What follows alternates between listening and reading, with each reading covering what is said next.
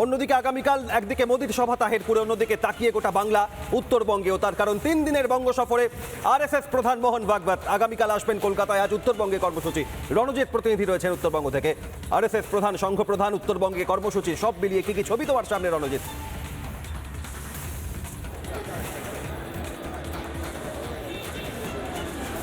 দেখো, গতকাল উত্তরবঙ্গের শিলিগুড়িতে ইতিমধ্যে আরএসএস এর চিফ মোহন ভাগবত তিনি যুব সমাজের সাথে একটি বৈঠক সেরেছেন, সম্মেলন সেরেছেন। সেখানে তাদের প্রশ্ন উত্তর পর্বে তাদের প্রশ্নের একাধিক উত্তর দিয়েছেন। আজ শিলিগুড়ির উত্তরবঙ্গ মারোয়ারি ভবনে ইতিমধ্যে মোহন ভাগবত সমাজের বিভিন্ন স্তরের বুদ্ধিজীবী যারা রয়েছেন তাদের সাথে বসেছেন। একাধিক বুদ্ধিজীবীরা যেমন এসছেন তার সাথে কথা বলছেন। আগামী দিনে উত্তরবঙ্গ আরএসএস এর একই শক্ত ঘাঁটি, আগামীকাল কিংবা আগামী দিনগুলিতে যাতে উত্তরবঙ্গে আরএসএস এর ঘাঁটি আরো শক্ত করা যায় সে বিষয় নিয়ে যেমন আলোচনা হচ্ছে। বিভিন্ন সূত্রে যে খবর আমাদের কাছে এসে পৌঁছচ্ছে, ভিতরে ইতিমধ্যে সভা চলছে। সেই সভায় বক্তব্য রেখেছেন আরএসএস এর চিফ। সেখানে কিন্তু উত্তরবঙ্গ কেন্দ্রিক একাধিক পরিকল্পনার কথা কিন্তু সমাজের বিভিন্ন স্তরে বুদ্ধিজীবীদের সামনে তুলে ধরেছেন। পাশাপাশি এই বুদ্ধিজীবীরা যেই সমস্ত জিনিস মানে যেই সমস্ত তাদের কর্মপেশাকে রিপ্রেজেন্ট করেন সেই সমস্ত জায়গাতেও আরএসএস এর যে ভাবধারা, আরএসএস এর যে চিন্তা ভাবনা, সেই চিন্তা ভাবনা যাতে বহিঃপ্রকাশ ঘটানো যায় সে বিষয় নিয়ে কিন্তু আলোচনা করা হচ্ছে। পাশাপাশি বলে রাখা হলো, উত্তরবঙ্গের বিভিন্ন জায়গাতে কিন্তু ইতিমধ্যে আরএসএস জনসংযোগ বাড়ানোর কাজ করছে।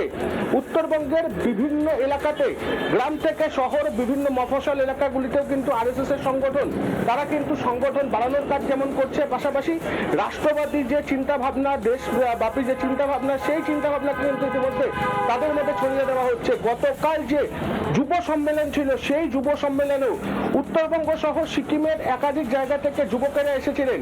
তাদের সাথেও কিন্তু সম্মেলনের সাথে সরাসরি কথা বলার সুযোগ হয়েছিল এবং তারা যারা বাইরে এসে বলছেন যে এটি একটি লাইফ টাইম এক্সপিরিয়েন্স। কারণ আরএসএস এর চিফ মোহন ভাগবত যখন তাদেরকে উদ্দেশ্য করে একাধিক কথা বলেছেন তাদের কিন্তু সেটি মনে গেঁথে গিয়েছে। পাশাপাশি আজ এখানে সমাজের বিভিন্ন স্তরের যারা বুদ্ধিজীবীরা রয়েছেন তাদের প্রশ্ন উত্তর, তাদের সাথে একাধিক আলাপচারিতা যেমন রয়েছে, পাশাপাশি সংগঠনের যে কাজ সেই কাজকে আরো যাতে দৃঢ়ভাবে করা যায় সে বিষয় নিয়ে কিন্তু আলোচনা চলছে ভেতরে একেবারে। এবং এক্ষেত্রে দাঁড়িয়ে উত্তরবঙ্গে বিভিন্ন প্রান্তে আরএসএস সংগঠনের সঙ্গে যারা জড়িত, বছরভর বিভিন্ন কর্মসূচির মধ্যে থাকেন, রণজিৎ, তাদের এই মোহন ভাগবতের আশাকে কেন্দ্র করে উচ্ছ্বাস তাদের মধ্যে কতটা বেশি আগামী দিনে আরও কর্মপ্রক্রিয়া চালিয়ে নিয়ে যাওয়ার জন্য মনোবল তৈরি হলো?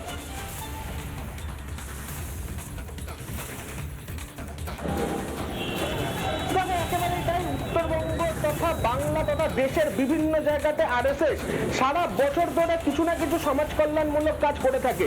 পাশাপাশি এই ধরনের সমাজ কল্যাণমূলক কাজ যাতে আরো বাড়ানো যায় সে বিষয় নিয়ে যেরকম আলোচনা হচ্ছে, পাশাপাশি সমাজের বিভিন্ন স্তরের যারা ব্যক্তিত্বরা রয়েছেন যারা আরএসএস এর সাথে যুক্ত নন তাদেরকে কিভাবে এই সংগঠনের সাথে যুক্ত করানো যায় সে বিষয় নিয়ে চিন্তা ভাবনা করা হচ্ছে। পাশাপাশি বিভিন্ন জায়গাতে আরএসএস যেখানে যেখানে কাজ করে, কি কি কাজ করে তা যাতে সাধারণ মানুষরা জানতে পারেন সেই সমস্ত বিষয়ের উপরে জোর দেওয়া হচ্ছে।